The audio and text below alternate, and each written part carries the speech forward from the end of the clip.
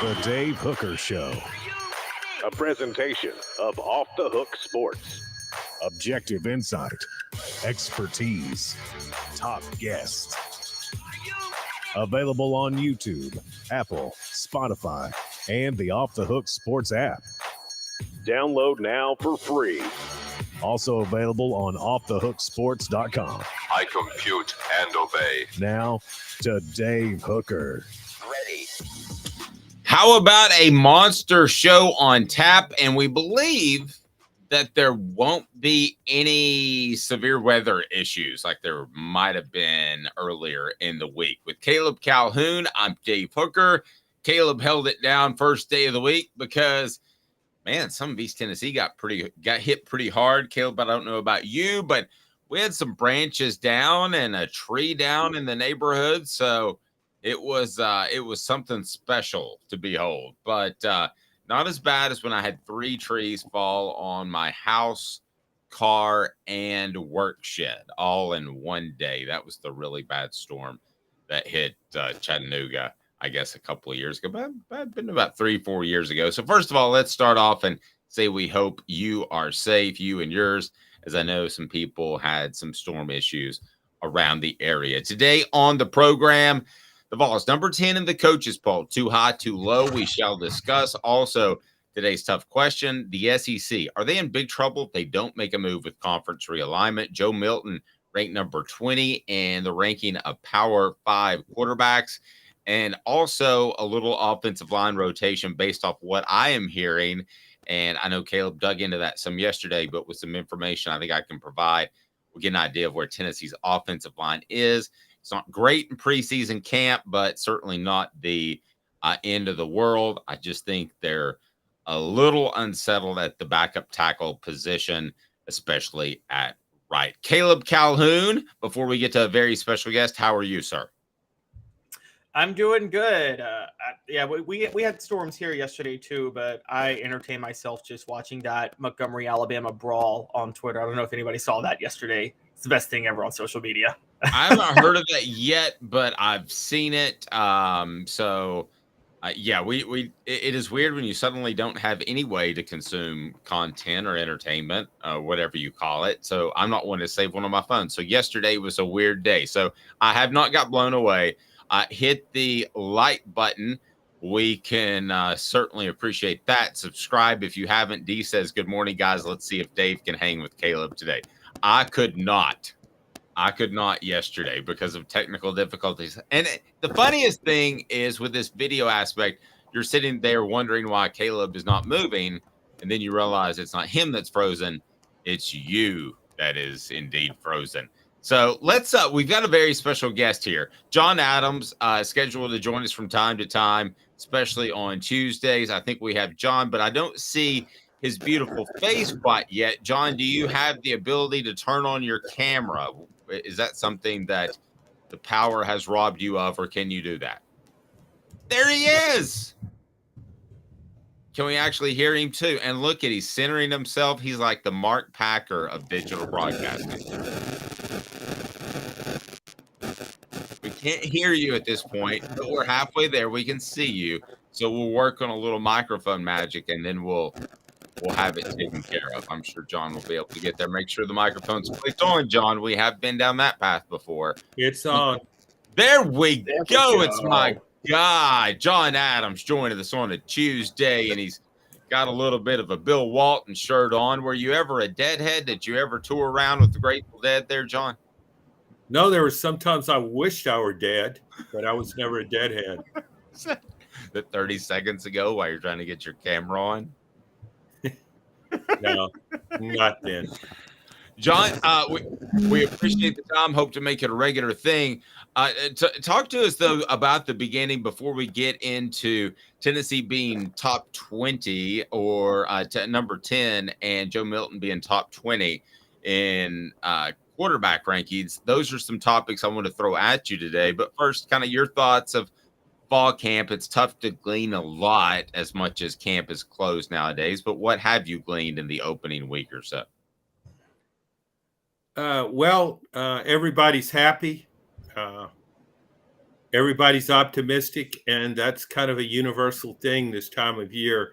If your team reports for a preseason camp and then goes through media interviews and even one player says, I don't think we're going to be that good this year. Maybe we'll get better, but I'm just not really sure. If you get that, you've got problems. Tennessee doesn't have that. I really enjoyed listening to offensive coordinator Joe Halsley.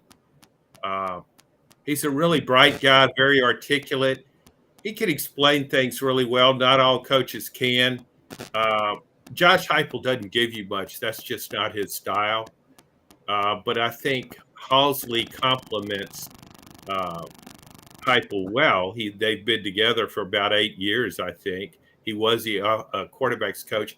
So a lot of things he said, you don't know how much of this is preseason bluster and how much of it is very real. But I think it's elevated my opinion of Joe Milton. They have a lot of confidence in this guy, and when Joe Halsley explains why, it makes sense. I've changed my opinion of Joe Milton. I changed my opinion after the Orange Bowl last season. So I think it's to give a little background. You were kind of in that group that the play against Ole Miss when he jumped out of bounds was just so bad that it was really tough for you to move on from, which I can completely understand. Is that safe to say? Yeah, if I'd have been the coach, I would never have wanted to look at him again. You can keep your scholarship, but just don't come around me. It would have been that kind of deal. No, that was just an awful play. I don't understand to this day why he did it. But since then, the way he improved last year, and even in interviews, he seems different than he did 2 years ago when we first interviewed him after he had transferred from Michigan, and he was ordained as a starting quarterback at that time, lost the job, but he speaks with confidence. I think he's very comfortable in this offense. I think it's very important to keep an open mind when you're judging teams or players. I try to do that. I did that with Joe Milton, and my opinion changed for the better. And before we get to Caleb Calhoun, Jacob Warren, what do people need to do? What's up, everybody? This is Jacob Warren asking you to like, subscribe, and share. Dave needs this. He does. All right, there you go, Caleb. What do you got for John Adams on this Tuesday? So, John, you brought up Joe Milton, and 247 Sports' Clint Brewster did a ranking of all Power 5 quarterbacks going into this year, and he's got Joe Milton down at number 20. And I feel like nobody knows what to make of Joe Milton at this point because I've heard Heisman talk in some instances, and then I hear he's number 20 on just Power 5 quarterbacks. I talked about this yesterday. He wasn't even a top 50 player according to PFF. Is this one of the most unsure scenarios you've ever seen surrounding a quarterback at Tennessee going into a year? Yeah, I think you've got a lot of wild predictions on Joe Milton. And part of it, some people that are very high on Joe Milton, I think a factor in that is he's really a football oddity, the way he can throw the ball. I mean, if you've got a guy you think can throw it over the Empire State Building, that turns heads. And just his sheer arm strength wins over some people. So I also think that Orange Bowl, that was a pretty good Clemson team, not a great Clemson team, but that performance under pressure was boosted his stock very much. And then you have people that are still, I hear this from fans. It's really not any different from fans than it is from quote experts. They just say, well, I know he's got talent. I hope he can do it, but I'm still not quite sure till I watch him play this season. So there is a twinge of uncertainty involving him. No, I think there is, and I don't know that goes away until he gets the first big win or he quarterbacks the first big loss quite frankly, I think a lot of people that are there in the middle that are hoping the best for Joe Milton, deep down a little bit, want to see Nico as well. I was taken away. You mentioned Joey Halsey's comments, and then I want to get to What the H, brought to you by Zen Sports. But you mentioned Joey Halsey's comments, and you came away with one thing. I came away with another, that he thinks that Nico Iamaleava is ready to play, ready to start the season if something were to happen with Joe Milton. I know you were at the press conference whenever they brought out Joey. I guess that was last week.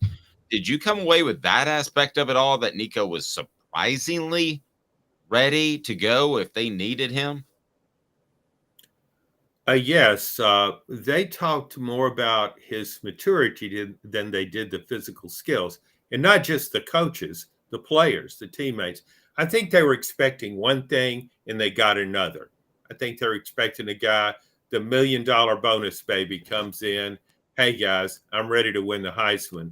Help me out a little bit and I'll do the rest. No, they got just the opposite. Very low key guy.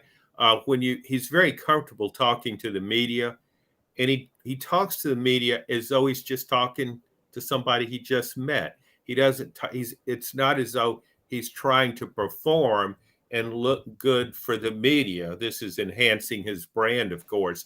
No, it's just more of a conversational approach. He's not psyching himself up for this venture. He's just being himself. I thought that was interesting. And they have players and coaches, Halsey in particular, talked about his calmness. Again, like Joe Milton, he still has to do it in games. He's not a big, thick guy. And that's one thing to keep in mind. You look at Joe Milton, he is a pretty thick guy. He's huge. And Iamaleava is tall, but he doesn't have that thickness. You give him just 1 year in a college weight room and you'll see him develop. I remember how thin Peyton Manning was when he showed up, really thin. And he became a starter before the season was done. It's not something you can't overcome, but you wonder about that in going through a 12-game season. Yep, I agree. Casey Clausen, I still remember his pro day. Scout said to me the worst mistake he ever made was taking off his shirt. He never got a lot bigger, and he was able to be a highly regarded quarterback in the SEC and beyond. Let's get to What the H, and it has to do with Joe Milton. It's brought to you by Zen Sports. Zen Sports is the new sports book in Tennessee, revolutionizing the way you earn sports betting rewards. That means no more deposit bonuses that turn into deposit nightmares. On Zen Sports, what you see is what you get. And with their cash rewards program, you get a lot of cash. For a welcome bonus, earn an unlimited 5% cash back on your betting volume for your first 15 days when you sign up with code HOOK. That's right. Hooked, unlimited 5% cash back. Keep betting, keep earning, and with up to 3% cash back on your betting volume every month. After that, you can refer friends to earn a percentage of their betting volume as cash rewards too. Zen Sports bringing the cash back to Tennessee. So if you bet big on sports, you want to be betting on Zen Sports. Zen Sports betting just got better. And that leads us to What the H? What the? What was he thinking? Release the hounds. The Dave Hooker Show. Keep cool. A presentation of offthehooksports.com. So usually when we ask what the H, Caleb and I have a really strong direction that we want to go. So for instance, a good what the H would be, why is Joe Milton considered the best quarterback in the nation, or the 55th best quarterback in the nation? But here we're sitting at 20, and John, I want to kind of ask you, and I want to ask Caleb the same thing. What the H, should we be taken aback that he's among the top 20 with his limited play? Or should it be what the H? He should be higher. He played well against Clemson, and he played well against Vanderbilt, but he's had other times where he's played well, and he has all the ability in the world. So should he be higher? So how does what the H, in honor of the late Norm Macdonald, how does it strike you first, John? Well, again, there's just ambivalence about Joe Milton because he hasn't done it that often. He only has 4 starts. Well, no, I don't remember how many games he started at Michigan, but he's lost 2 starting jobs in his career. And he's had 4 starts at Tennessee, some good, some bad. And the Clemson game is a big plus for him. But there's just enough uncertainty where I think if you put him in the top 10, I would be surprised at that. I'm not saying he won't be in the top 10. I'm just saying based on what we've seen, I guess top 20 is about right. There are a lot of experienced quarterbacks and a lot of experienced quarterbacks in offensive systems that produce big numbers. And so when you think about that in the whole country, being in the top 20 is pretty good based on his resume so far. But one thing I think is very important when you look at Joe Milton and how good he might be, you got to look at Josh Heupel's track record. He's one of the best offensive coaches in the country. He may be the best. Well, let me ask you both this. Caleb, let me start with you. Where would you have Joe Milton ranked in the SEC, which I think we would all agree is a down year in quarterbacks? Yeah, and this list has Joe Milton sixth among SEC quarterbacks. For context, you say it's down. No SEC quarterbacks are top 5. Jaden Daniels comes in the highest at number 7. Wow. And then Joe Milton is 6th at number 20. So there's 6 SEC quarterbacks in there. But if you're going based on production, looking at the quarterbacks ahead of him, can't argue with Jaden Daniels. I can't argue with Devin Leary at Kentucky. I can't argue with Spencer Rattler right now. I can't argue Will Rogers at Mississippi State, and I can't argue KJ Jefferson. The only player that I would consider putting him ahead of is Will Rogers because I haven't seen Will Rogers without Mike Leach coaching him. But outside of that, I got to agree. And John, to your point about him losing 2 starting jobs, I talked about this yesterday. I have very tight DMV connections, obviously, and a lot of friends who went to Virginia Tech. Ask Virginia Tech fans about Hendon Hooker right when he first left for Tennessee. They were not happy to lose him, and they wanted Justin Fuente fired. Ask Michigan fans about losing Joe Milton to Tennessee. They did not care. No, that's a good point. And when you look at the SEC quarterbacks, I'm not sold on Devin Leary. Again, there's some uncertainty about him. He was injured last year. He had a great year in 21, put up really big numbers. He did it in the ACC, not the SEC. So that's a question there about him. KJ Jefferson, Tim Tebow-like runner, can make big plays. I like him, but I don't know. I'm not sold on his throwing ability, in part because I don't know about Arkansas's receiving core. It doesn't dazzle me. So in Will Rogers, fish out of water. He grew up in this system. He grew up in the air raid. That's what he played in high school. Will Rogers is not real mobile in the pocket. He's not a guy that's going to elude a defender or break away when somebody has his leg in a vice there behind center. So I just think when you bring that up, and I guess I would probably think of him as maybe if I were picking a quarterback, I would probably pick him 4th.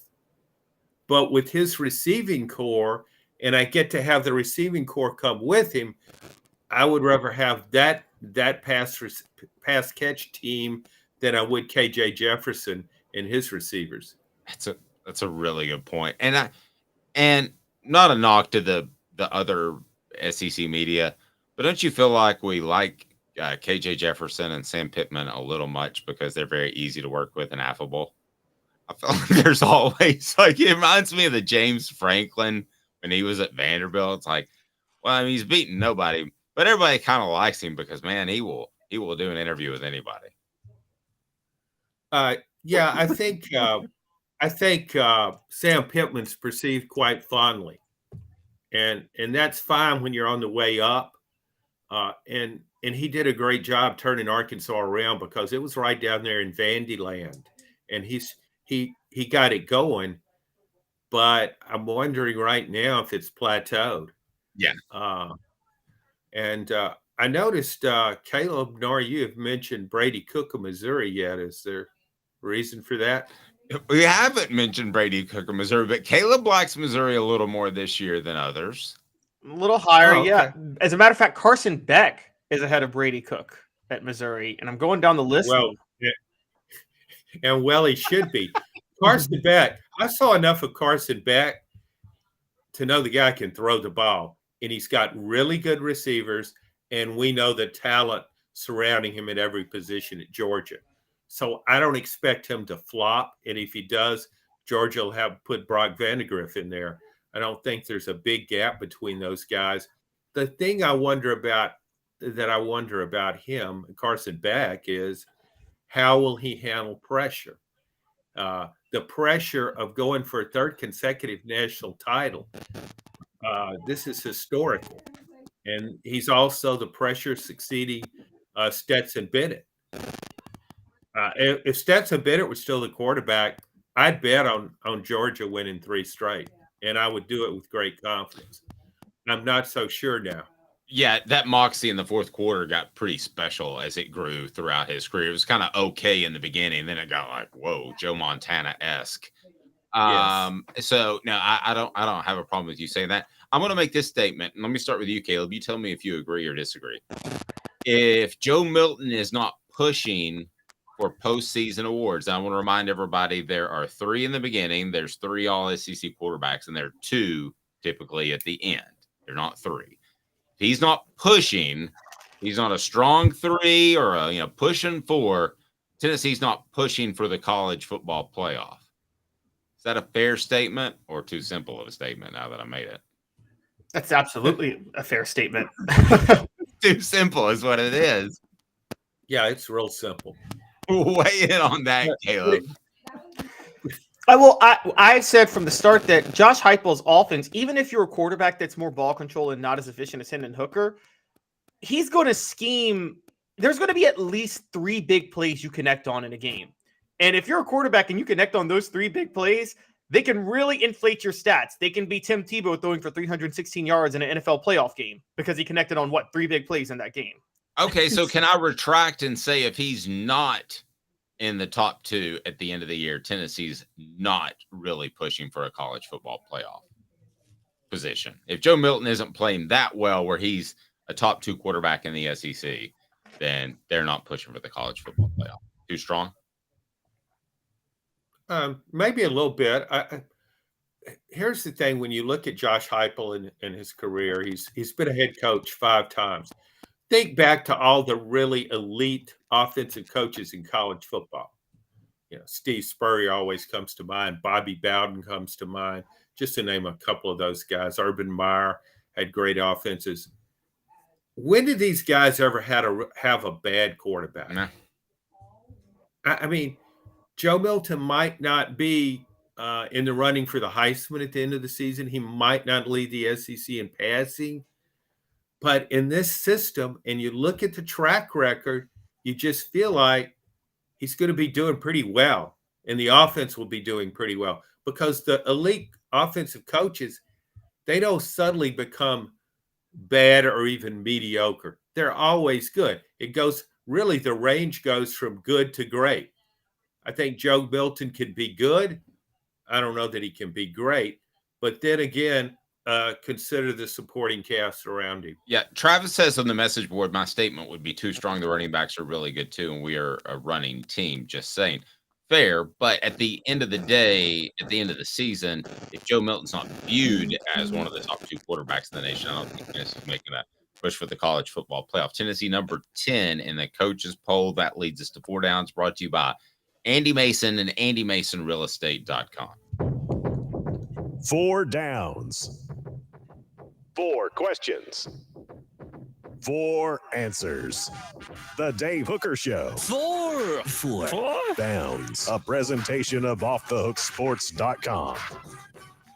Vols number 10 in the coaches poll. Too high, too low. We'll get to that. Any teams snubbed that as well with John Adams and Caleb Calhoun. I'm Dave Hooker. Let's go ahead and start it right now with 4 Downs, and it's brought to you by Andy Mason, AndyMasonRealEstate.com. How about the best service and the best prices in the biz? That's what Andy Mason is all about. I'm about to make a home purchase. Andy Mason's my guy. AndyMasonRealEstate.com. Over 40 years of experience in his office there in North Knoxville or East Tennessee. So 4 Downs now. Number one, what is it, Coop? Coop here. First down. All right, so that's first down. Let me ask you first, Caleb, are the Vols too low at number 10 in the coaches poll before we get John's thoughts? No. You can have some teams ahead. You could say there are some teams that shouldn't be ahead of them, but they're certainly not too low at all. I don't think that at all. I think there's some teams behind them that you could argue should be ahead of them. So I think they're fine at 10.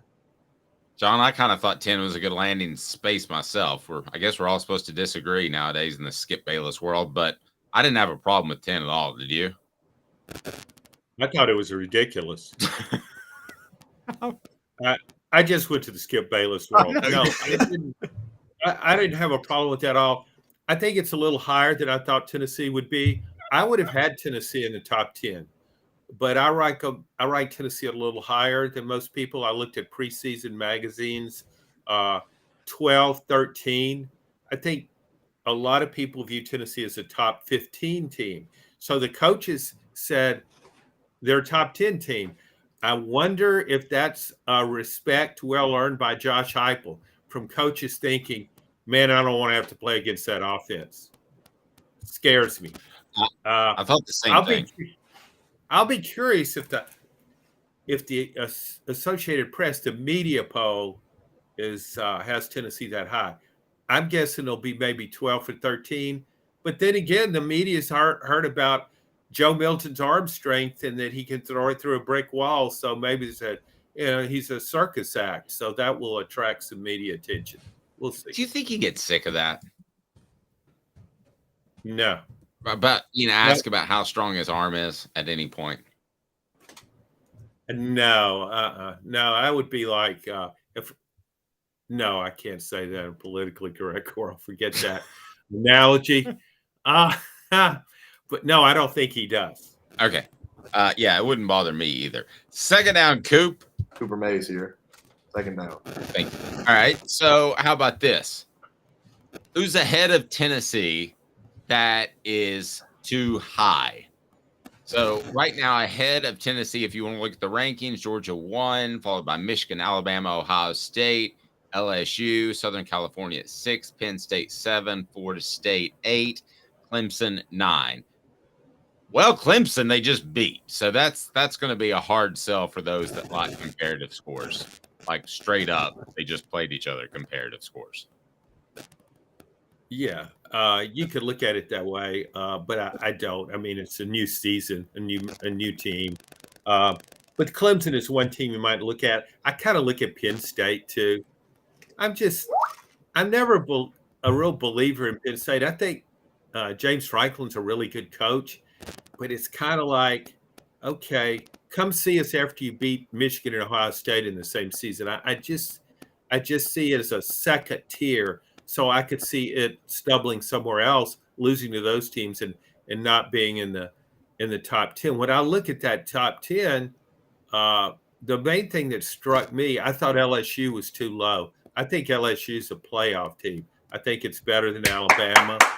But, thank you. Caleb's a big believer in LSU. I'm being called an LSU homer on the show, John. So because I think the same thing. Well, yeah. I mean, when I start looking at LSU, it probably has more star power than just about anybody. And it has depth as well. Brian Kelly's done a great job filling holes with transfers. So, yeah, that's a team I look at as too low.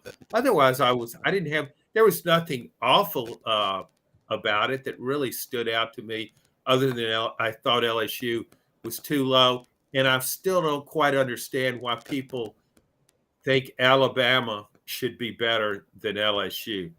It just doesn't make sense. It may turn out to be that, but looking at it on paper in preseason, to me, LSU is a notch above Alabama. I think this might answer the next question, but third down. Well, before we get there, I just have to bring up there is a team y'all all miss, which is Florida State has no business in the top 10. Florida State lost to Clemson last year. They didn't beat a ranked team last year outside of LSU in the opener, and they're number 8. Everybody should be upset about Florida State being a top 15 team at this moment. I could be talked into that. I also think that Penn State's a little bit high too.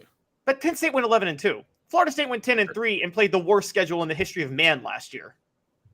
Yeah, but it beat LSU. in the opener by 1 in a fluke in Brian Kelly's first game coaching at LSU. They play that game in a month later. LSU wins by 30.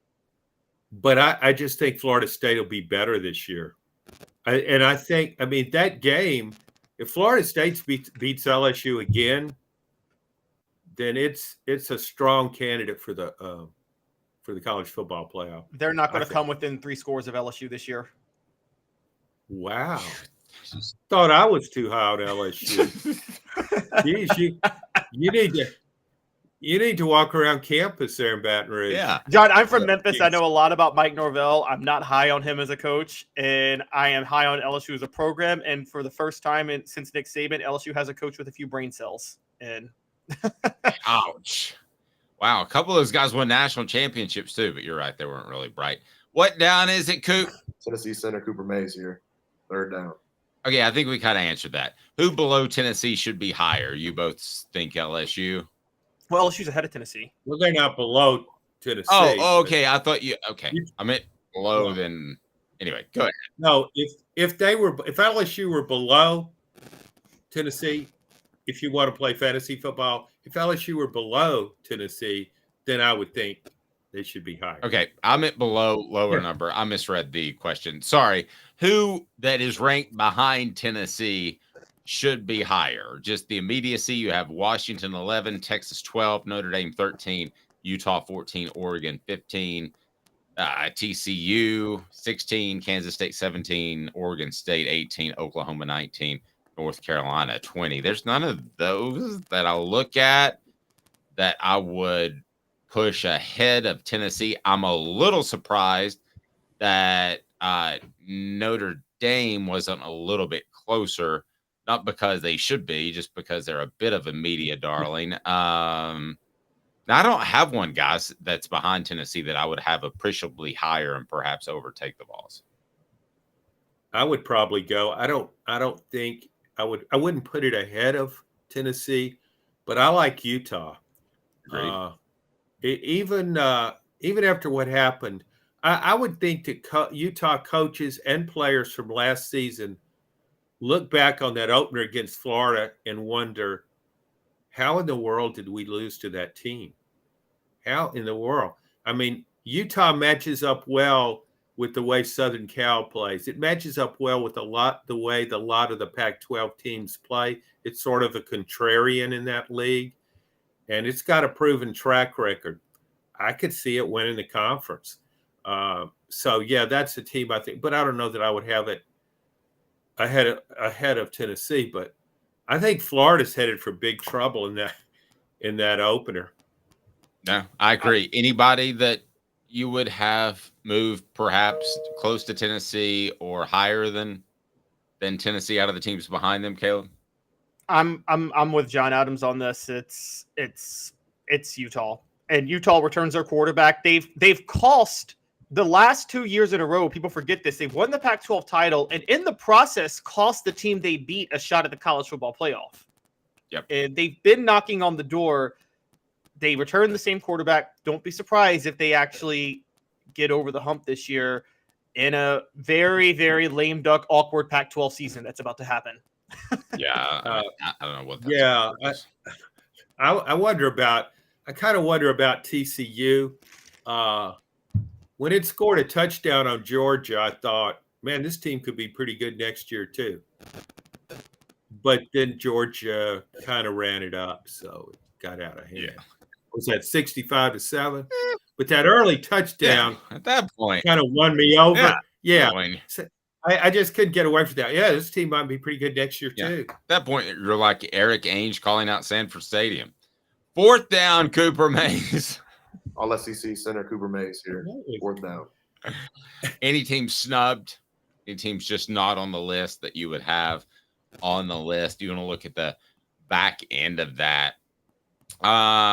You've got North Carolina, Wisconsin, Ole Miss, Tulane, Texas Tech, Texas A&M rounding out the top 25. I'm not even sure that I would have Texas A&M in there over South Carolina in particular. And I'm not just saying that because I know we have a lot of South Carolina viewers. And then You have University of Texas San Antonio that did pick up 59 votes. I'm just mentioning that because, of course, Tennessee plays them. So they would be 26, 27, 28.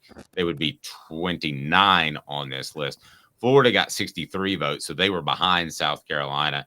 So if you're looking for an SEC school that should feel snubbed, I guess it's South Carolina, who is technically at 27, right?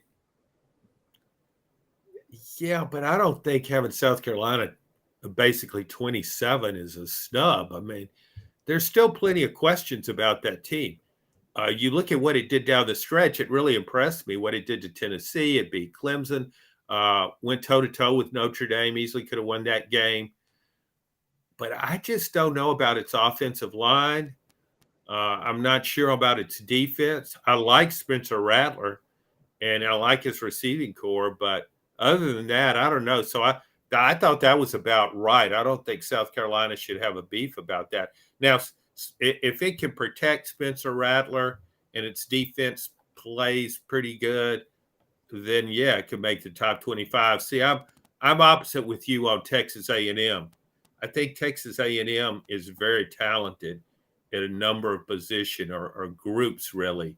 Secondary, defensive front. The O-line was racked by injuries last year. Really two top-flight receivers. But it's dependent on maybe a freshman running back. So I would have Texas A&M higher. Well, it will be interesting, Caleb, and I don't know that you and I've discussed this particularly. Does Texas A&M have that calming effect that Tennessee had when David Cutcliffe came back that basically postponed the inevitable? Do they have that with Bobby Petrino? Now, the two individuals are very different, but does it make things, does he simplify things offensively to help them improve, I guess is what I'm bouncing around at. No, John and I totally disagree on this. Bobby Petrino and Jimbo Fisher is going to be a disaster made in heaven. Or made in hell, excuse me.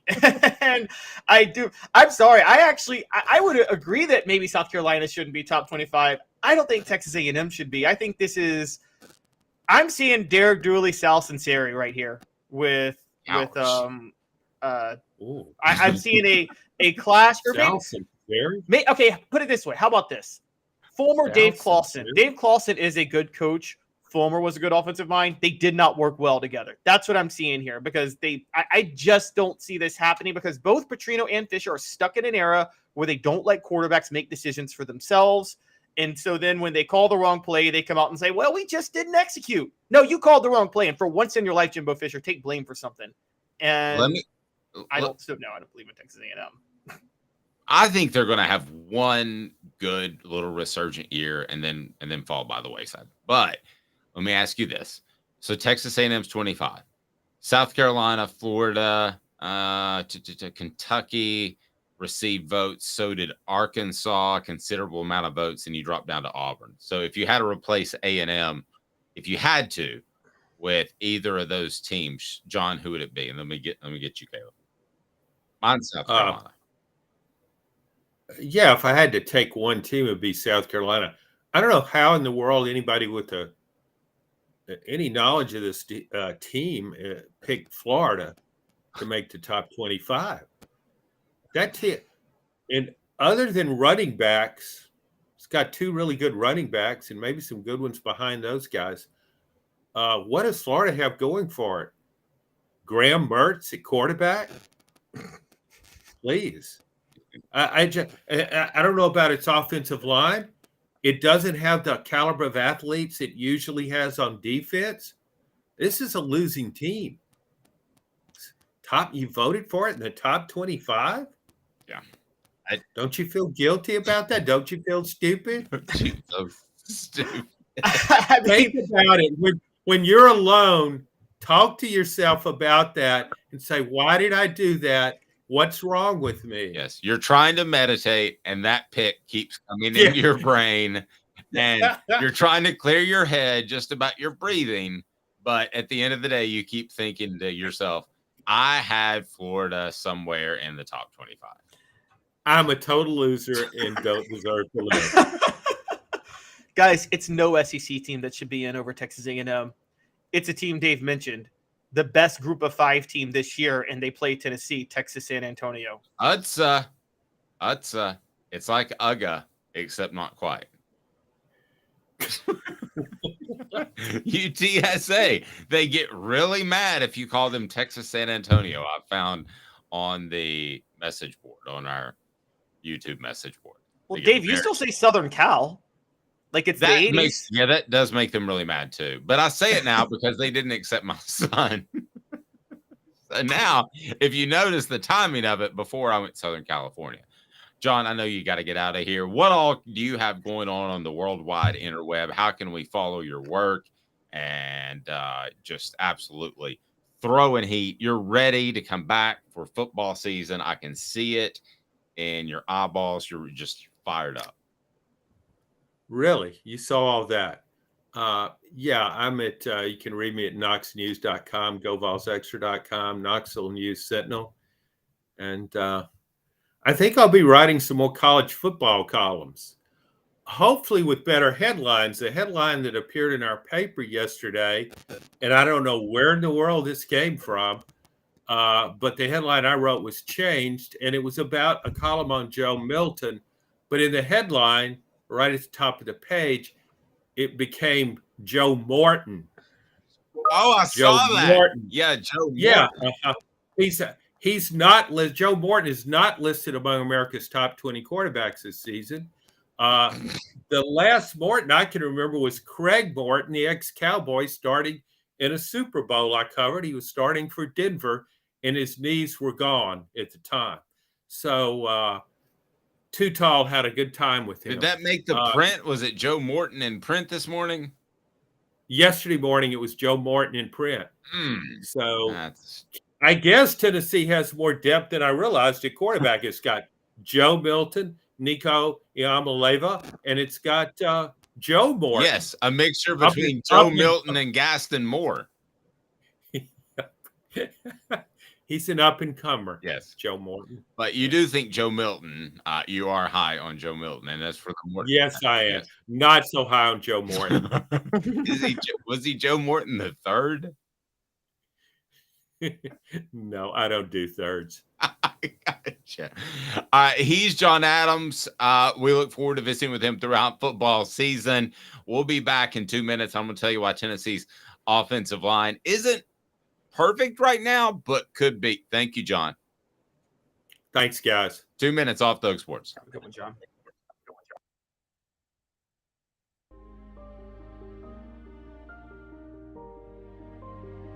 Our family has been creating one-of-a-kind pieces of jewelry in West Knoxville since 1986.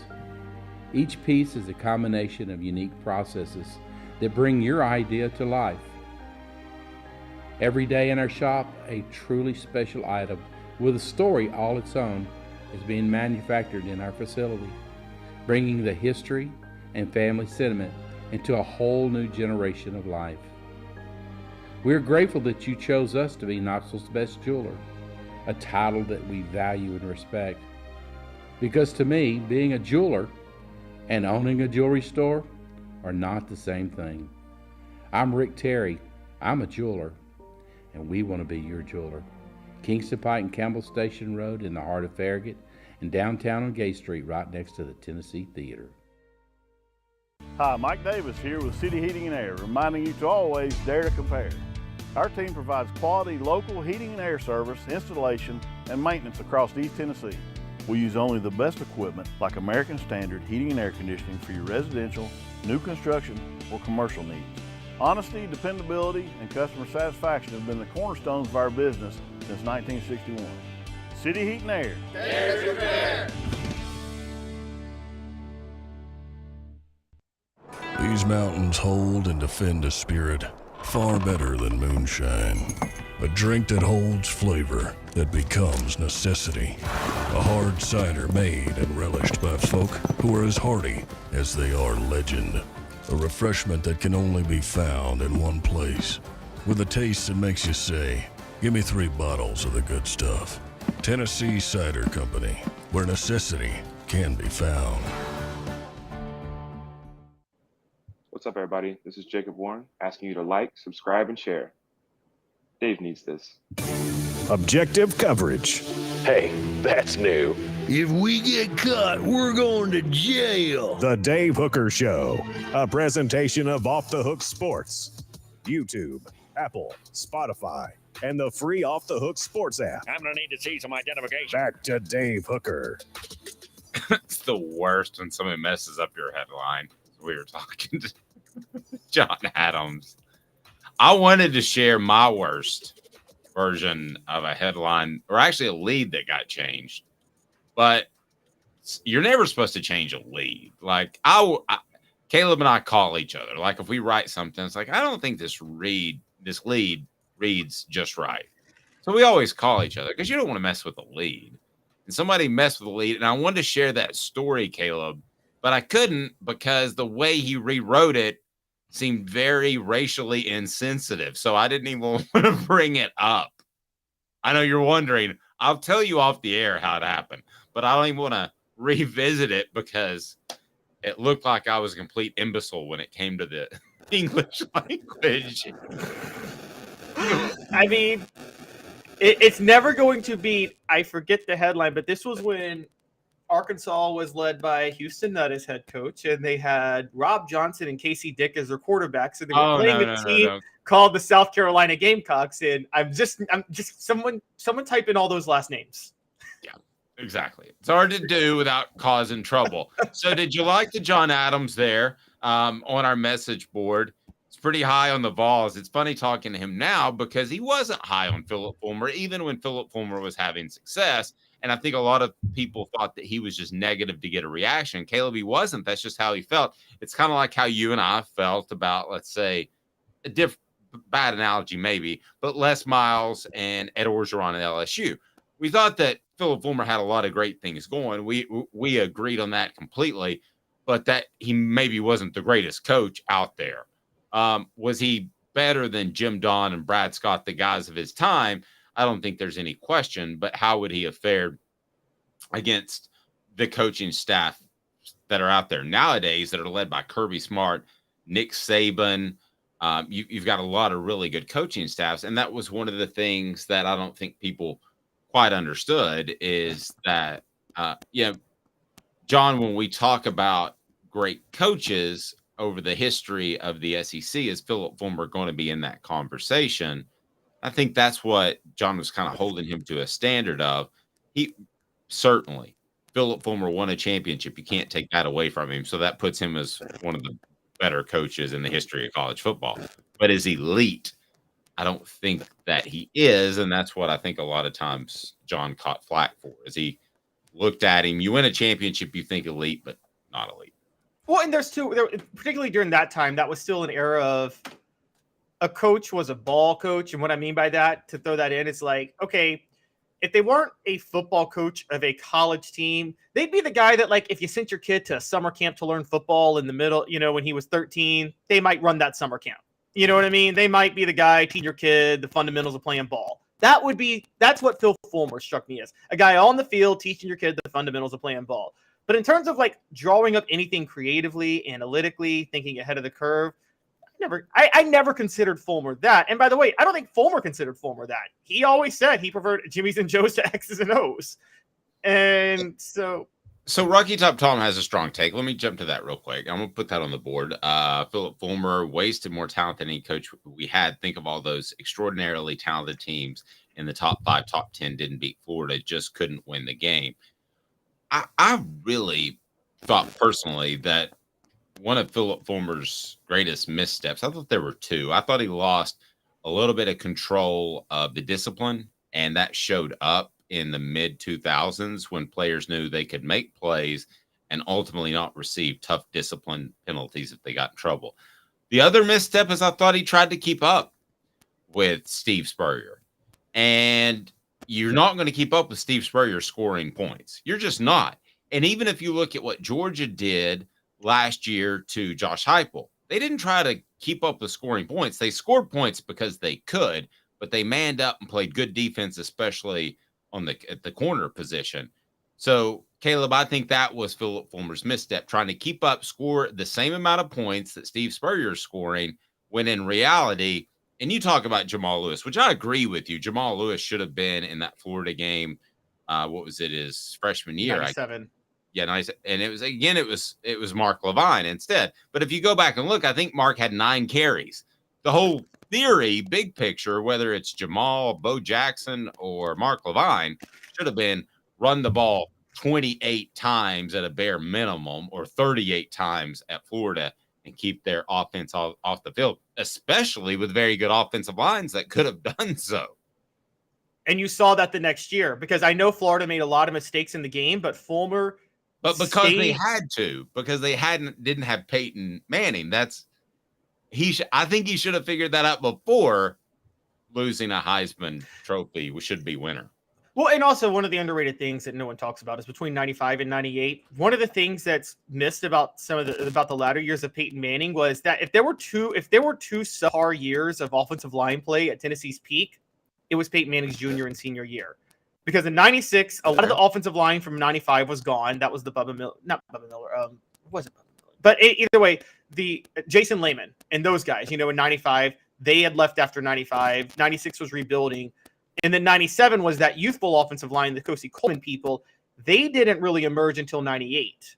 So when you have a bad offensive line and you're facing a Bob Stoops defense with Javon Curse as your primary rusher, that's a bad combination. I agree. I agree with that completely. I still think they could run the ball, and I think you would agree with this. They could be a little bit more balanced, and instead of trying to throw it around with Steve Spurrier and the offense that they had. So let me ask you this. It's a little off topic, and I want to get to the offensive line and everything else that's on the show, but how would Fulmer fare if he were in his prime? How would he fare against the coaches that are in the SEC right now? Oh, it'd be disastrous, because it was disastrous, and that's why he got fired. And what I mean by that is Fulmer lost his edge. Look, let's keep this real simple. Fulmer lost his edge when let me make sure. I'm sorry to interrupt. Let me make sure we're on the same page. He's in his 40s. He's in his prime. He's hungriest. He's not letting guys get away with stuff like he did in the 2000s. It still wouldn't matter. Fulmer was again, Jimmy's and Joe's over X's and O's guy. You can't be that at Tennessee when Georgia and Alabama are rolling, because guess what? You build your program. If you're Jimmy's and Joe's over X's and O's, you build your program with Georgia and Alabama and South Carolina talent.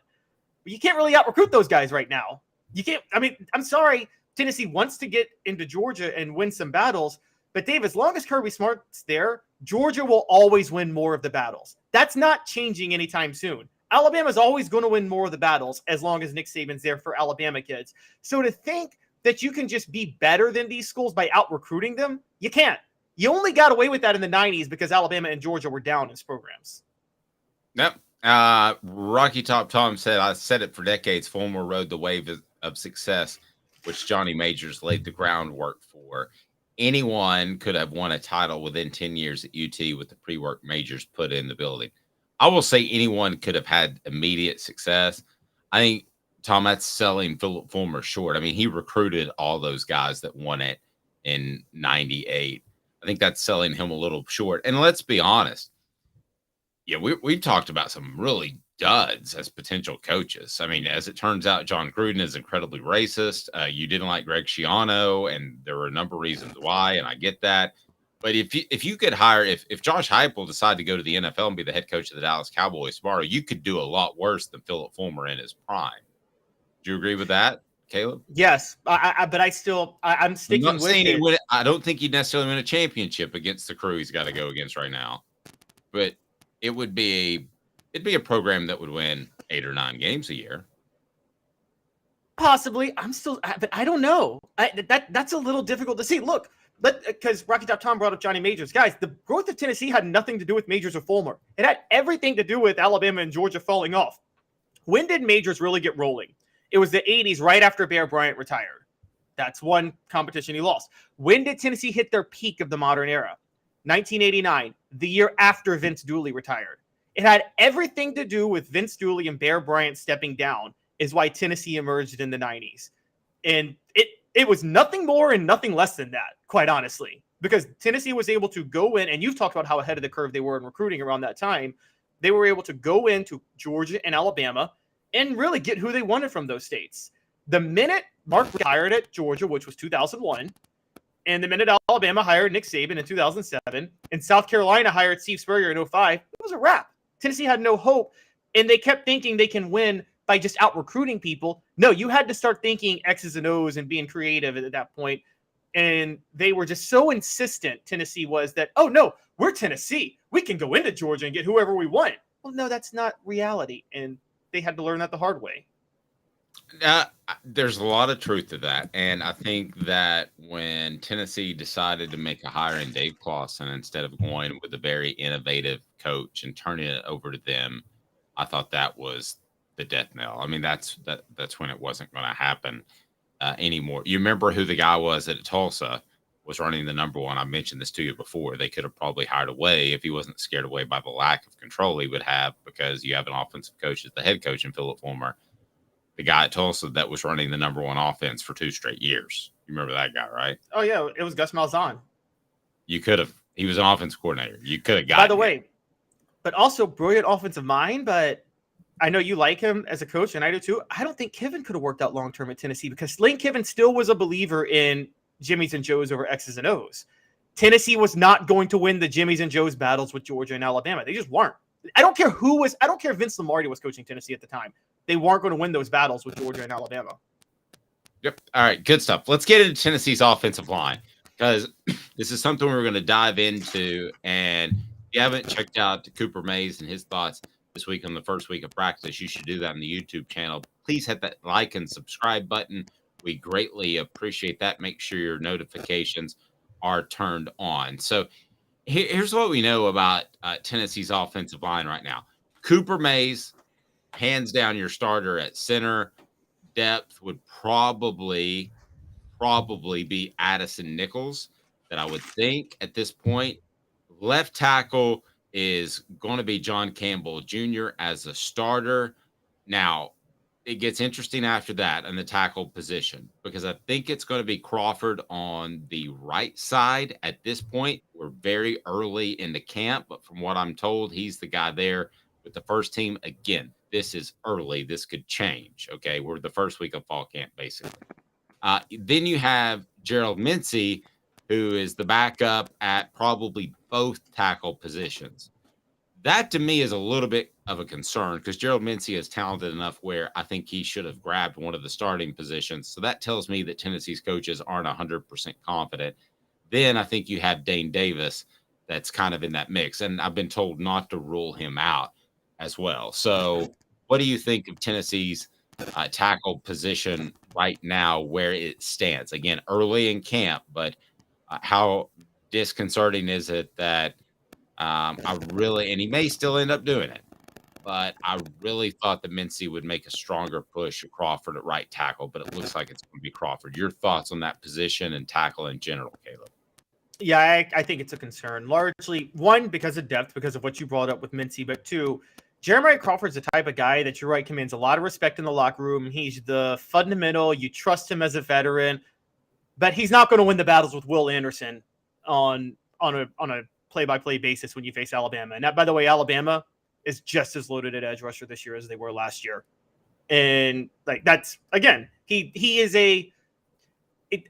you almost want to do, it's like the quarterback that can do what he needs to do, but if it's turning into a 300-yard passing game shootout, you can't really trust him at that moment. Not that you don't like Jeremiah Crawford, but he's just not winning those battles, guys. And so you wanted Mincey to emerge, and he didn't.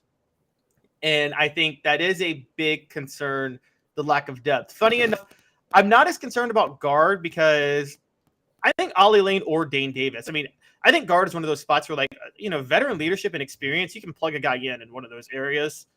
I mean, Jerome Carvin was that. So I think they'll be okay at guard. But, yeah, John Campbell Jr. is not as much of a concern at left tackle. I think he won the job. I don't think it was anything anybody didn't do him. You can probably tell more about that than I can, but from what I understand, he just won the job straight up. Yeah, but I think they wanted him to win the job. Yeah, so Okay. I think that's the way they set him up in the offseason, but I don't think there's, from what I'm told, any uncertainty about him winning the job. So, yes, they put him in the best race car. They put him in the best position to do that, and he's done it. You mentioned the guard position. I think Tennessee's good with Javonte Spraggins at right guard. And then at left guard, whether it's Ollie Lane, as you mentioned, or Andre Courig, who could be a guy that steps in there, or maybe Addison Nichols. You do play some at that left guard position, but I think they want to make sure he's healthy to be the backup center, because Cooper Mays, let's remember this, he's not undersized anymore, but when he was undersized, he had injury concerns. So I think that's something that you always want to be aware of. So have Addison Nichols ready to go. But across the offensive line, I think early you still should have questions, because if you don't have depth. I think Tennessee has questions there, and it's not a great situation at right tackle like they would have drawn it up. But as far as first week done in preseason camp, I think Tennessee's in a good trajectory. I just can't say that they're there yet. But in all fairness, Caleb, with Darnell Wright, we didn't know Tennessee was, quote, there yet. He ended up being a much better player than anybody had projected. I'm not trying to toot my own horn. I got a lot of things wrong last year. I expected that type of season from Darnell Wright, and I was touting him ahead of time. And You had him as a first-round NFL draft pick, though? No, not as a first-round NFL draft pick, but I did have him as Tennessee's most valuable player last year, entering last year. I was very big on that. I had him above Hendon Hooker and above – I didn't see Jalen Hyatt. I'll be honest with you guys. I thought Jalen Hyatt was going to be a complete bust. I did not see that at all. So I'm not sitting here saying oh, I knew this and I'm so smart. Okay, I didn't. But I did see Darnell Wright, because I knew that what I had known was that they had him at left tackle the year before because they needed him at left tackle, and that they moved him to right tackle, not because of a need at right tackle, but because that was his most natural position. So I knew that they were letting him play where he was most comfortable. This year, I'm not getting that same vibe. I'm getting we just have to fill these spots because we don't really have people who can fill them yet.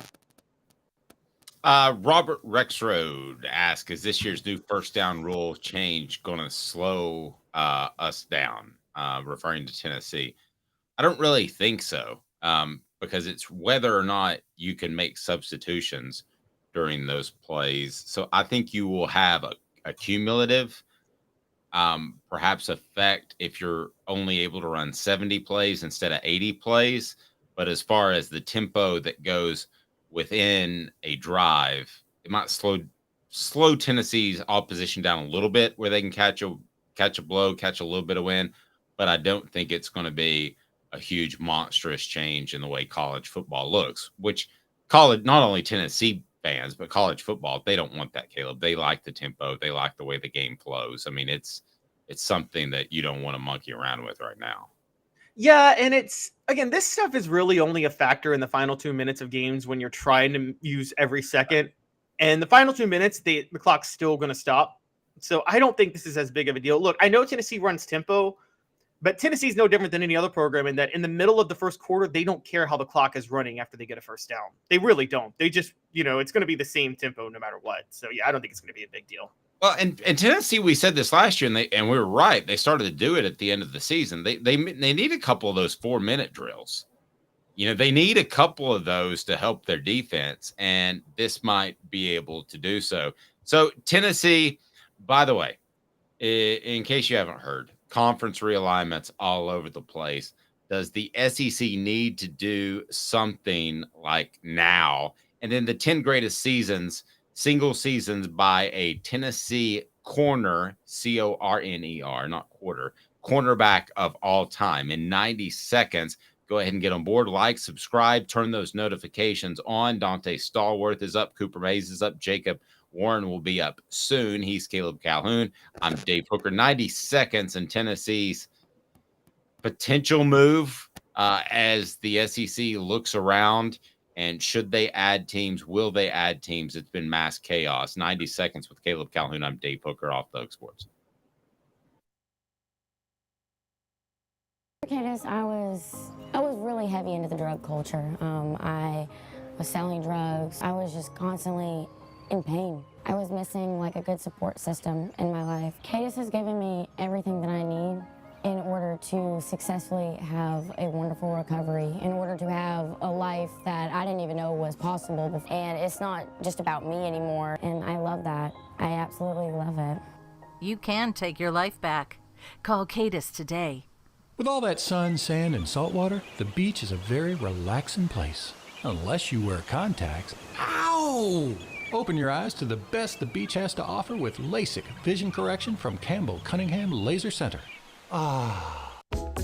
Sports Treasures in North Knoxville is one of the South's largest sports cards and memorabilia dealers, featuring over 10 million sports cards from vintage to modern. Sports Treasures carries a full line of hobby boxes, singles, autographed memorabilia, Tennessee Vol collectibles, fan cave decorations, and so much more. See a museum full of collectibles at Sports Treasures, 4819 North Broadway in Fountain City, and Sports Treasures on Facebook. Sports Treasures, where the real sports fan goes to shop. Objective coverage. Hey, that's new. If we get caught, we're going to jail. The Dave Hooker Show, a presentation of Off the Hook Sports. YouTube, Apple, Spotify, and the free Off the Hook Sports app. I'm going to need to see some identification. Back to Dave Hooker. All right, so big show today. We loved having John Adams on. Later in the week, it'll be Josh Ward of the Sports Animal. And then we'll have a Football Friday with Fred White. By the way, John Adams with the Knoxville News Sentinel. So look forward to visiting with him from time to time throughout football season. And there is conference realignment going on. We wanted to have John on to talk about this, but it's been a crazy busy show. Thank you for all of your input. You will be able to text the show here in the next couple of days. So that'll be a little bit easier for you. But we love when you weigh in on YouTube, because it just gets YouTube pinging, and we love that. So go ahead and let's get your thoughts now. But let's turn to realignment. So since we last spoke, here is all the craziness that has happened. And that is, we left you on Friday saying a lot of this could change over the weekend. And it did. So here's essentially what we have. The very latest is the ACC is perhaps trying to go after Stanford and Cal. Before that, you had Oregon and Washington join the Big Ten. Before that, you had Colorado joining the Big 12. To me, it's pretty apparent. With Utah, Arizona, and Arizona State to the Big 12 too.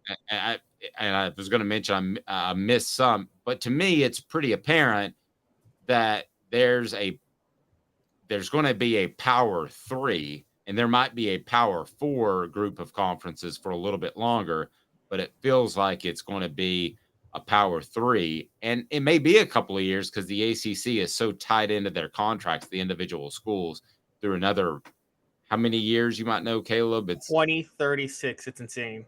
Yeah. So you may have a Power 4 for a while, but it feels a little bit like a Power 3, given how I feel about the ACC. So what are your thoughts on the realignment before we get into the SEC? Should they do something, which I think you could certainly argue, but what's your take right now on what has happened in just a matter of a week, basically, if that? I'm going to tell you why I think the ACC is looking to add Cal and Stanford more than anything. It's that I told you, I think last week, and I said yesterday too, that the ACC just needs one more school. Just one more ACC school needs to join the 7 that want to break off, and then they can vote to kill the grant of rights agreement and to kill the payout.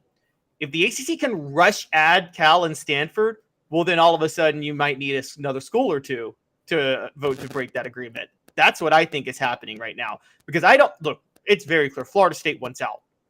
We're pretty sure Clemson wants out too. I think UNC, NC State, Virginia, and Virginia Tech also want out. And I think Miami wants out. I think all 7 of those schools want out of the ACC right now. Let me take a step back and help me provide a little bit of perspective for the listener that might not be familiar with the way the ACC is set up. So it's through 2036.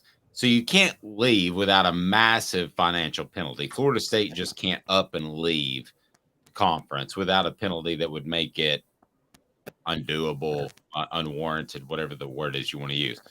But suddenly, if you don't have a conference anymore, which is what you're talking about, if you have enough teams that can overturn that, then if you don't have a conference, then there's no contract to be beholden to. That's essentially what they have tried to do once and what they may try to do again. So you think that they would go out and they would get Cal and Stanford just in hopes of being we want out votes? Is that what you're implying? They get Cal and Stanford in hopes of still existing when these schools leave, so they can still enforce the grant of rights agreement and the contract. So the grant of rights is even worse than the contract, because the payout contract, if they join, I think the SEC or the Big Ten, I think one of them might actually work with Florida State to help pay that exit fee. But the ACC can literally block them from being any television games until 2026. They have the entire rights to the schools. Well, a couple of quick notes that I want to throw out there. And that is one, I said the Big Ten was absolutely idiotic for getting UCLA and Southern California.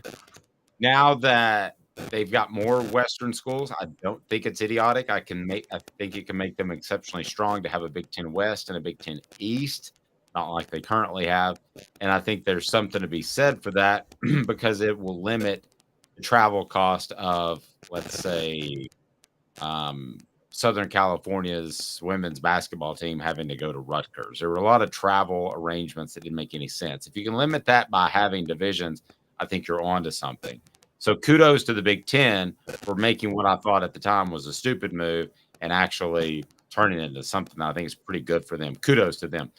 Kudos to the Big 12 for staying relevant, because it looked like they were going to be the ones that imploded like the Pac-12 for a moment. But now they are relevant, and they put together a pretty good conference. No grade yet for the ACC because I don't think they know how to get out of that. As for the SEC, this latest round of realignment, how would you grade what they have done to this point, which is essentially stand pat after picking up Oklahoma and Texas and feeling really good about it? They're getting enough, and they're in trouble. And I wrote about this yesterday. They're in big trouble. And let me tell you guys why. We're talking about Power 3 now. Well, Dave, in an eat or be eaten world, which I said college football is, there's not just a Power 3. Eventually, there's a Power 1 because the most powerful gobbles up everybody else. And here's what's happened. And I want people to pay attention to this here. The SEC is the best product by far in college football. They have 7 of the top 10 revenue-producing brands, half the top 25. They are by far the best brand. It doesn't matter what the brand is if you're not getting compensated for it. And because of the Big Ten TV deal, which I work on, estimates Big Ten payouts per school for the original 16 before Oregon and Washington was 80 to 100 million. The SEC maxes out at 70 million with this, and they're stuck at 70 million probably for the next 10 years. Now, the Big Ten adds Oregon and Washington at a discount, meaning at least the other 16 schools are going to probably be paying out more than just 80 to 100 million. It'll, at a minimum, I think, be 90 million for the original 16. What happens when Wisconsin's bringing in 90 million from the SEC, from the Big Ten, Tennessee's bringing in 70 million from the SEC, or even Alabama's bringing in 70 million from the SEC? Guess what? That's a lot of extra cash to spend on facilities, recruiting budgets, and NIL. Wisconsin all of a sudden can go into these SEC states and start recruiting, and the Big Ten brand is going to start to get better. Dave, what happens in 8 years when the SEC is still stuck in this bad TV deal and the Big Ten can renegotiate again for a better TV deal and payout? You might start seeing some SEC teams take a real hard look at maybe wanting to jump to the Big Ten. And I that is blasphemous and crazy to say, but I'm telling you guys this right now. If the SEC doesn't make a move soon, they could be in big, big trouble. They could be on the phone right now to get Florida State, Clemson, and North Carolina to join. Well, I'm not ruling anything out, but obviously that would take a bunch of ifs where you're saying if the SEC had interest, if any SEC team had interest in moving from the SEC, that would be a major shift. Because right now, unless you're just born and raised in Big Ten country, you'd rather be in the SEC if all things were equal. So I'm not willing to say that SEC teams would be willing to make that jump, but I will say this: what Caleb said is within the realm of possibility, because there's eventually going to be one big mega conference, and what that mega conference, the way they're going to differ from, I mean, this is going to happen. I feel very certain The way they're going to differ is that they are going to pay their players directly. There is no way, from what I'm told recently, that you can govern NIL, particularly when it comes to recruiting. There's no way that I can't say, Caleb Calhoun, you are a 5-star tight end. I need you in my program. I'm going to promise you $100 million throughout your career, and you will make that. If you show up on campus and that first payment's not made, what are you going to do? With the open transfer policy, you're going to pull Jaden Rashad and you're going to get the H out of there, right? So I have no leverage. So I can make you that promise. And if I don't come through, then it hurts me in recruiting and I probably lose you. The other thing, when you talk about the difference in money, it's not just a difference of building facilities that might be ready in 6, 7, 8 years. It's money that can immediately go to a Dante Thornton. If you want to pick other teams, you can. Jahmyr Gibbs at Alabama. And what's happening with a lot of those players is they're going to one school and they're saying, what can I get? I'm not saying Thornton or Gibbs specifically. They're going to the next school. What can I get? So to use Wisconsin, as you mentioned, they can get better. Excuse me. They can get better, Caleb, a lot quicker than just building up facilities. They can get better by winning transfer portal battles like next year. Yeah. And by the way, there's a reason Wisconsin fired Paul Chryst and went after Luke Fickell. There's a reason Nebraska went for Matt Rule. You're about to see some money shelled out to get some elite coaches into these schools too, which is that's the next step in this. And this is why the SEC has to make a move. And Dave, by the way, we talked about the ACC. You want to know the most valuable, coveted commodity in the ACC right now? Program? Guess. Just program? Mm-hmm. In the ACC? Most coveted, I would say, is North Carolina. I thought so too. It's Virginia. And you can Tracy Morgan, that's crazy me, but it's USA Today's expenses. USA Today every year releases the college revenue expenses for programs. Virginia is the highest ranked in revenue of any school not in the SEC or Big Ten. On top of that, Virginia is the one school that the SEC or Big Ten could add that it wouldn't conflict with congruency and it would be a new market because Virginia borders Kentucky and Tennessee, so it fits in the SEC. It also borders Maryland, so it fits in the Big Ten. So all of a sudden, Virginia is the most coveted. Well, Virginia is an AAU school, and right now the Big Ten is more appealing because of the payout. If the SEC, if the AC breaks apart, Virginia is going to the Big Ten, making it even more urgent that the SEC get Florida State and Clemson now. And like you said, probably North Carolina. But, I mean, they've got to get those schools in. They need to lock them in just to have enough powerful schools so they can make sure they have leverage when the next round of negotiations happen. Going back, before we get to the top single seasons in Tennessee cornerback history, going back to your possibility of SEC teams wanting out because of the financial agreement, I will say this. While I'm not ruling anything out, I think the SEC has a strong enough base of teams that they won't ever have to do that. I think the Big Ten has a stronger base of teams that if somehow, some way the SEC got leverage over them, it's going to have to be a unified group thing where like the AL and NL, which we've referenced before in the Major League Baseball, they have to come together and say, we're going to do interleague play. So I don't think one conference is going to run it because of simple numbers. I think there are 36 to 44 teams that should be in a mega conference.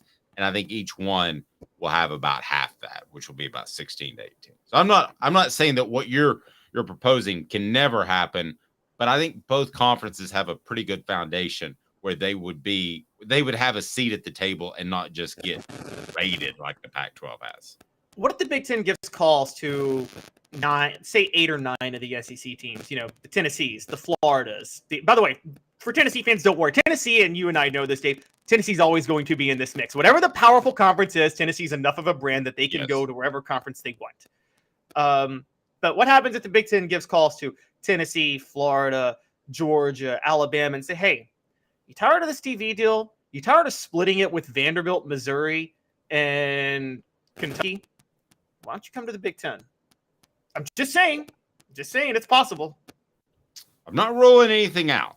I mean, what you said earlier is pretty aggressive, but I'm not calling it outlandish because I'm not ruling it out at all. If you haven't had a chance to check out our Smoky Hot Takes, which are on offthehooksports.com, it's been a fantastic series that Caleb Calhoun has put together. So we've broken down some of the top players and top seasons that they've had at their individual positions. So we go to corner, that's CORNER, cornerback today, and you've got Jonathan Wade in at number 10 back in 2006. Pretty good group. Before anybody asks, these are corners. So if you ask for a player that's not on here because of interceptions, it's not safeties. Safeties Correct. are not part of this. That is a different list. So we got Jay Wade in 2006. Your thoughts on how good Jonathan Wade was? You referenced this in your column, and I agree with it. There were some good years that were lost by defensive backs in the Larry Slade years. And I hate to throw one guy under the bus, but Tennessee was just in a better position, let's say in 98, when they had Ramsey as their defensive backs coach. But still, Jonathan Wade had a fantastic 2006 season. Yes, there were 3 elite cornerbacks during the Larry Slade years that started under Larry Slade and developed, I would say, which was Julian Battle, Jabari Greer, and Jonathan Wade. But Jonathan Wade was the only one who, again, wasn't fully held back. He converted from receiver, and he did a really good job at Tennessee in 2006. I thought was one of their strongest players at corner. One of my regrets of watching Tennessee is it would have been great if you could have seen Jonathan Wade playing corner with Eric Berry backing him up at safety, but they just missed each other by a year. Yeah, they'd have been pretty darn good. And then you go back in the history books as only Caleb Calhoun can do. Number 9, J.W. Sherrill in 1949. 1968, Jim Weatherford. Mike Jones, 1967. And then you get to, I always tell you that Johnny Jones was my favorite Tennessee player, and he was, but a guy that I liked a lot, and I don't really know why, it was one of my first favorite players, was Terry McDaniel in 1987. And this is a common theme. He committed as a wide receiver, but he switched to cornerback. That happens a lot, and happened a lot with Tennessee, whether it was receiver to defensive back or whether it was running back to linebacker. They wanted to get the most speed on the field. And oftentimes, especially in the state of Tennessee, that the best athlete played running back or quarterback in high school. So I imagine this will be a reoccurring theme that a guy went from offense to defense. Yes, Terry McDaniel had converted from cornerback or from receiver to cornerback, became a regular fixture in 1985. And we all know about the Sugar Vols that year and what they did when he got onto the field. He got on because of a lot of injuries, and which, by the way, the whole secondary was decimated by injuries before the 85 year. And then everybody who stepped in ended up being better than the players who got hurt. Sure. And McDaniel was one of those. And then, he was fringe All-American in 87, became a Pro Bowl defensive back. Great player for Tennessee. Yep. Deron Jenkins, same thing, 1995. Maybe gets lost a little bit for those that think of the Dwayne Goodriches of the world. If you just want to talk about secondary players, not corners, but the Fred Whites of the world, the Deion Grants of the world, that run of just Julian Battle after that. Those great defensive backs they had. Deron Jenkins, when we were doing the Celebrate 98 series with Dwayne Goodrich, kind of got lost in that a little bit. But in 95, he was absolutely fantastic. He was. This is one of the things that's kind of forgotten is Tennessee. One of the reasons people wonder why Tennessee, after 95, couldn't take that next step when they still had Peyton Manning the next 2 years was because they lost some key guys on the offensive line and in the secondary. Deron Jenkins was one of those big losses in the secondary. Had a heck of a year in 95. Honestly, should have been an All-American. Leonard Little also should have been an All-American in 1995, but, that's a different story. Yep. Dwayne Goodrich at number 4 in 1998. Obviously, what he did in the national championship game against Peter Warwick was tremendous. But as a whole, I mean, he was absolutely a shutdown corner. And I think, obviously there was the issue once he got to Dallas with the terrible tragedy that happened on the side of the road. But if not, I think we're talking about him having an 8 to 10 year standout career at corner. I thought he was one of Tennessee's best corners and was one of Tennessee's probably top 5 or 6 key players in that 98 season. Absolutely. My brother pointed out to me the other day, I never thought about this, but the 2 most important players in that national title game were Midwesterners, Peerless Price from Ohio and Dwayne Goodrich from Illinois. Yep. But yeah, Dwayne Goodrich, he was actually good in 99, but I think he was better in 98. If you look at the numbers, he was more effective still in 98, but he was and we talk about the national title game, and that helped put him so high because, Dave, as you know, moments matter, but also just he played well throughout the year. So he was all SEC before he had won the defensive MVP of the 98 national title, and that puts him up there. Funny story that's on that Celebrate 98 series is he got a little banged up towards the end of that national championship game. And in jest, Philip Fulmer said, well, I guess I got you back for another year because he had the option to go pro after that year. And Dwayne Goodrich said at one point, no, I'm gone. So then you have Conrad Graham in 1972 and Albert Dorsey 1967. And then the best ever, Terry Fair in 1997. Still blows me away that Tennessee was able to do what they did in 1998 without a Terry Fair, without a Peyton Manning, without a Leonard Little.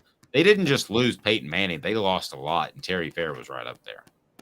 Yes, Terry Fair. I don't know how he wasn't an All-American in 97 too, but one of the reasons it doesn't blow me away as much as I talk about guys that didn't get the recognition playing under Larry Slade, but then emerged in the NFL. Jabari Greer and Jonathan Wade are key examples.